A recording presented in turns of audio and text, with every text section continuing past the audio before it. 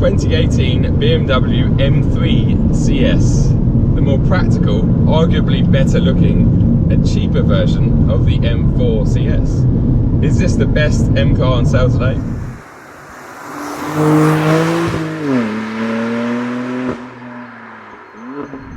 For a more in-depth review of the CS model, I suggest that you watch my recent M4 CS review. I had that car for a week, did about 2,000 miles in it, and was really happy with the end result actually video-wise. So I'll put the link to that video in the description below.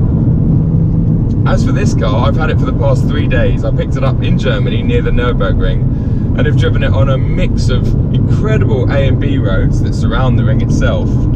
And I managed to do a long distance journey in it last night, driving it back from the Nurburgring to London, which was about 400 miles and 7 to 8 hours.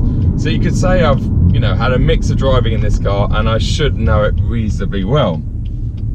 Now, the main difference between this M3 CS and the M4 that I had recently is this car is fitted with the proper Michelin Pilot Cup 2 tyres, whereas the M4 CS, it had the Michelin Pilot Supersport tyres, which are brilliant tyres, a great all-round tyre, but this car is set up to run Cup 2s, the chassis is set up to run Cup 2s, and I tell you what, these tyres have completely transformed this car and put it on a completely different level.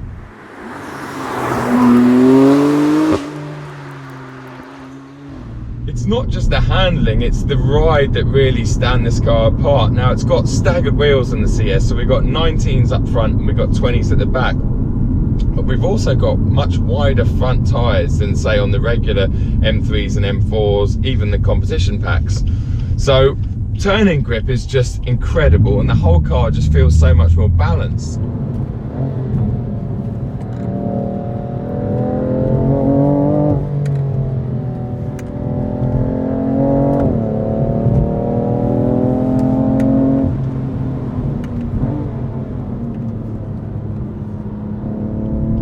As for these Cup 2s, once they've got temperature in them, in fact I'll demonstrate now. So first gear, this is dynoed at about 500 horsepower, this engine. Put your foot down.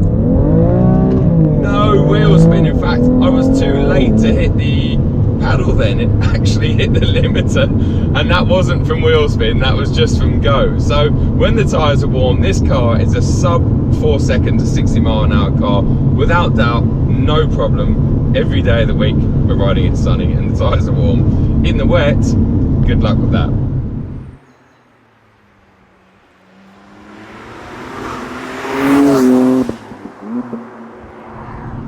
Once I had found some incredible roads and was sort of dialed into this car and the tyres were up to temperature, I was having about as much fun as I could ever have in a car. In terms of being a driver's car, this is pretty much perfect. The last time I had that much fun was in Tim's Cayman GT4 about 2 years ago through Italy. That car was also fitted with Cup 2s.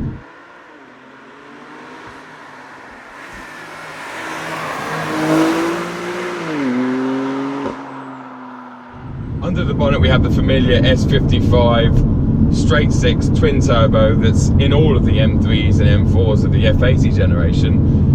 But in this one, along with the DCT 7-speed DCT gearbox, they've just calibrated everything so much better. It's just improved. The torque is up by 10%, power's up by about 10 brake horsepower, but the torque's not as vicious in the mid-range, so the whole power delivery, torque delivery, feels so much more linear as opposed to really spiky on the sort of regular cars, and it just gives this car so much of a it's more drivable. It doesn't want to kill you mid-corner when you pick up the throttle. It just, along with obviously having the Cup 2s in the back, it's just so efficient at getting out of corners.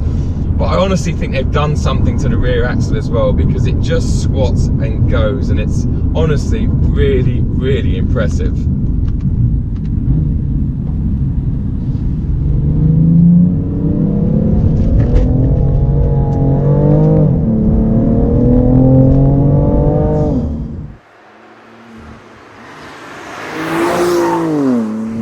not just good at pushing, it's good at doing long distance as well.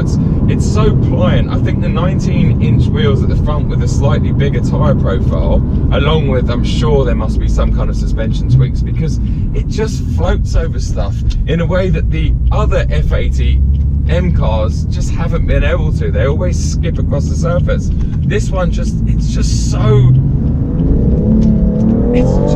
lovely. It really is. And it just squats and finds grip all the time. It's fantastic.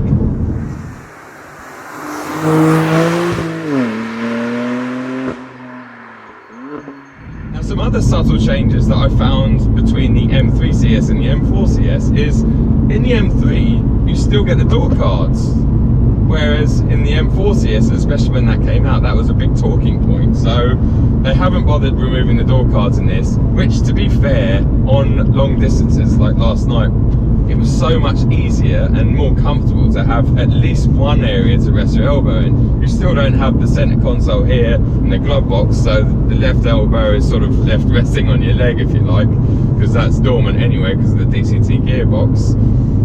But otherwise, you've still got the glorious carbon fiber GTS bonnet, and you've got the incredible exhaust. And talking the exhaust, the sounds in this car are incredible, and they're all organic. There's no fakery or trickery going on in this car. It's organic sounds, and that's why when you first drive one of these over a competition pack, they actually sound more quiet from inside the cabin, and that's because there's nothing getting piped around. You just hear induction sound, and then you hear exhaust sound. And trust me, that exhaust on full tilt is just brilliant.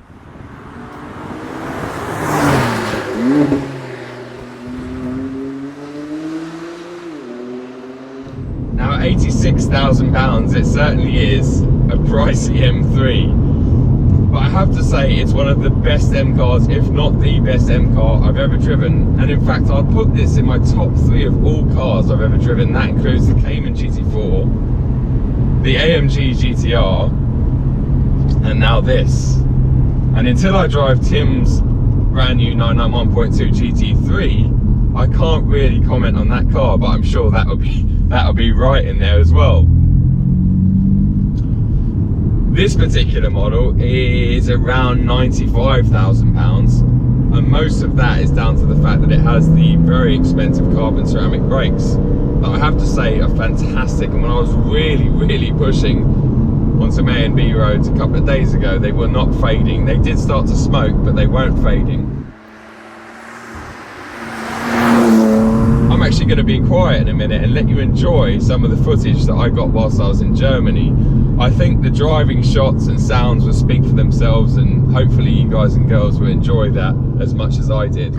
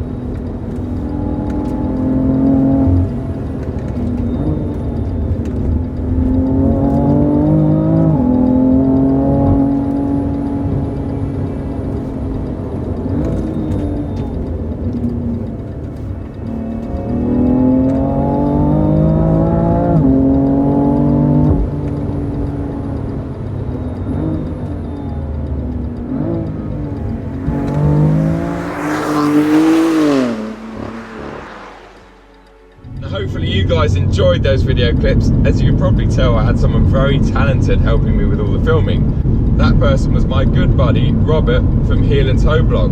So please give that guy a follow on Instagram and check out his YouTube channel. Unbelievable. He can drive like you wouldn't believe as well. So I'll put the links to all of his channels below in the description. Give us a thumbs up if you enjoyed this video.